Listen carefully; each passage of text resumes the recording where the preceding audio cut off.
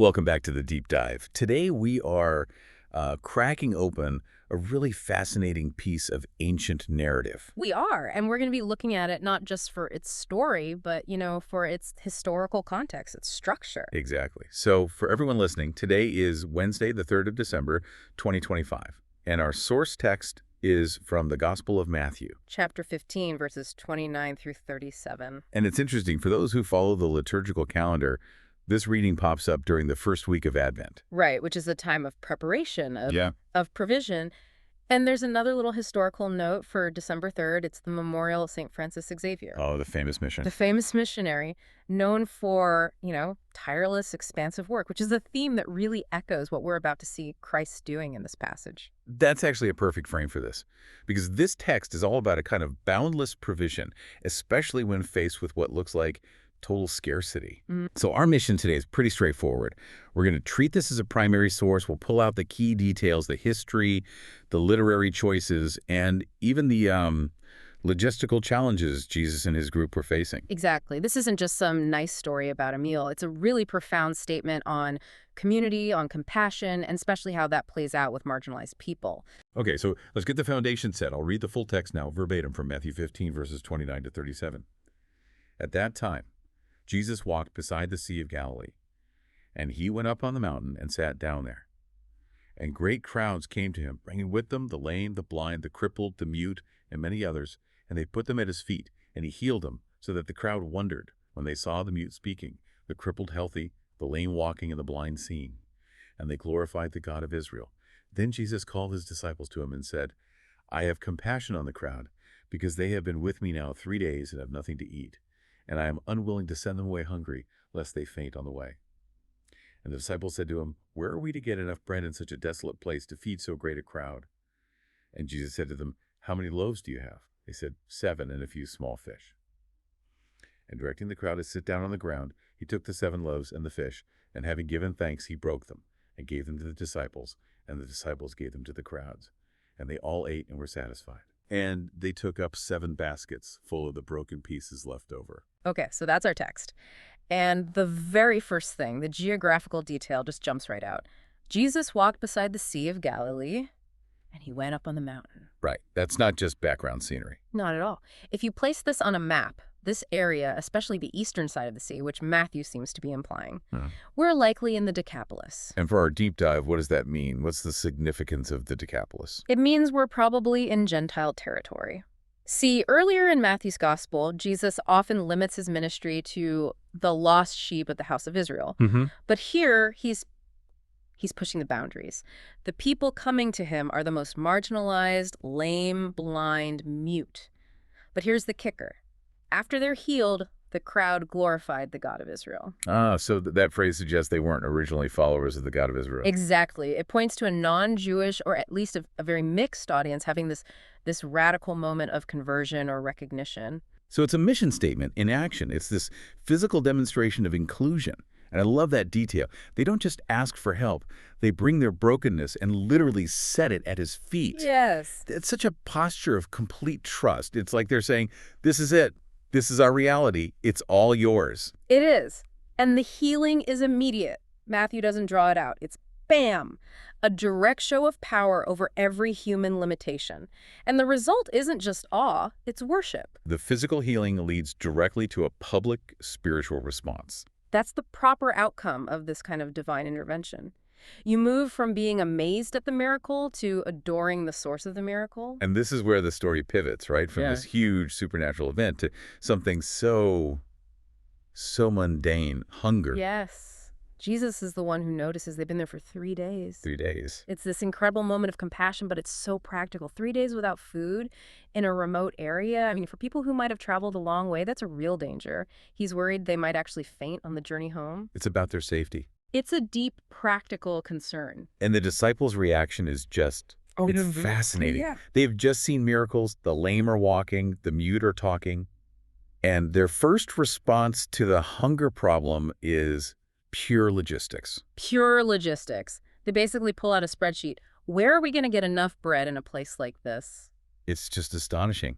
Because this is the second big feeding miracle in Matthew. You'd think they'd have learned from the first one. You would. And I think that's the point. Looking at the literary structure, their immediate focus on scarcity, on the limits of this desolate place, it just shows that even seeing a miracle doesn't automatically fix our default setting. Our default is scarcity. We always go back to calculating what we can do, what we can produce. Okay, and this is where we really need to dig in.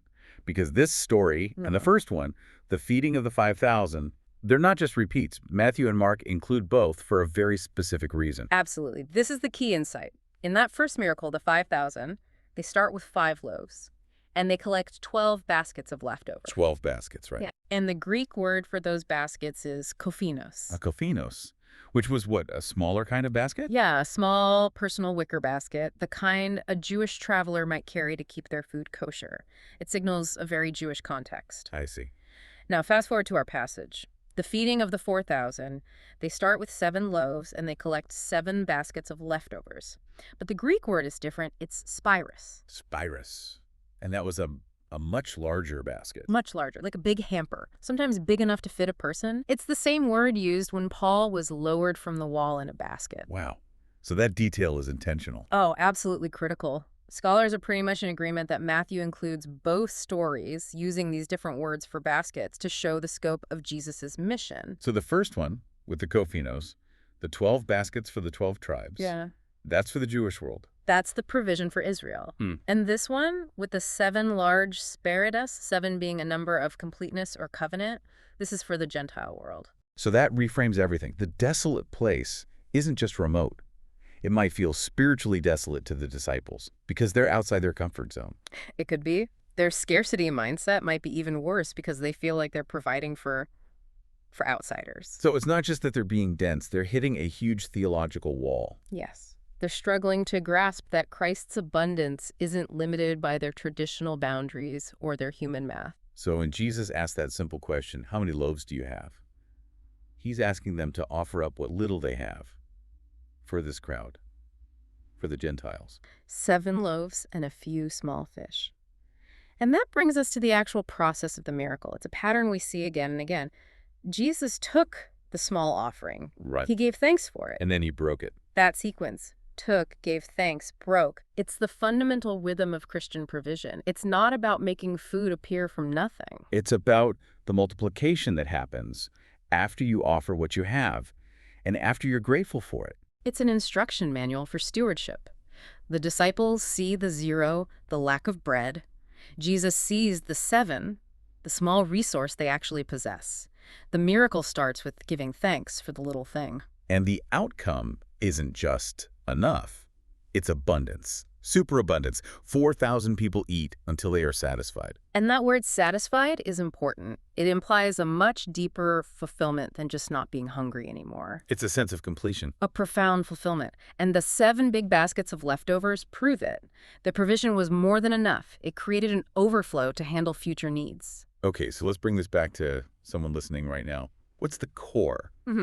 The intellectual or practical takeaway from this deep dive? I think the core takeaway is about our human struggle with a scarcity bias. Scarcity bias. Yeah.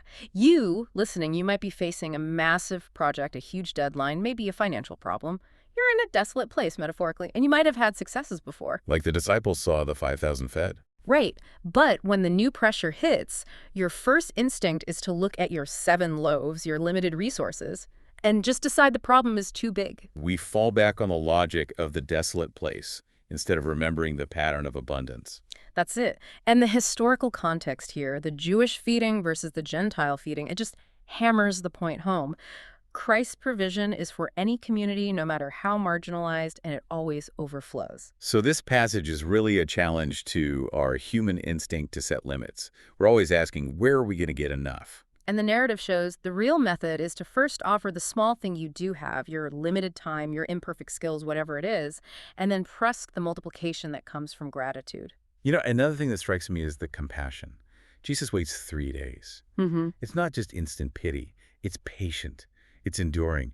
It's like the crowd's persistence, staying for 3 days, is what prepared them for that moment of provision. That's a powerful insight. That persistence, just sticking with the teacher even when you're hungry and tired, That's the prerequisite. Right. It suggests that in our own dry spells, our own 3 days, just staying put is what opens the door. So for anyone listening, maybe the question is, what part of your life right now feels like that desolate place? And what are your 7 loaves and small fish? What's the small blessing, the small resource that you have right now, but you're maybe dismissing as not enough?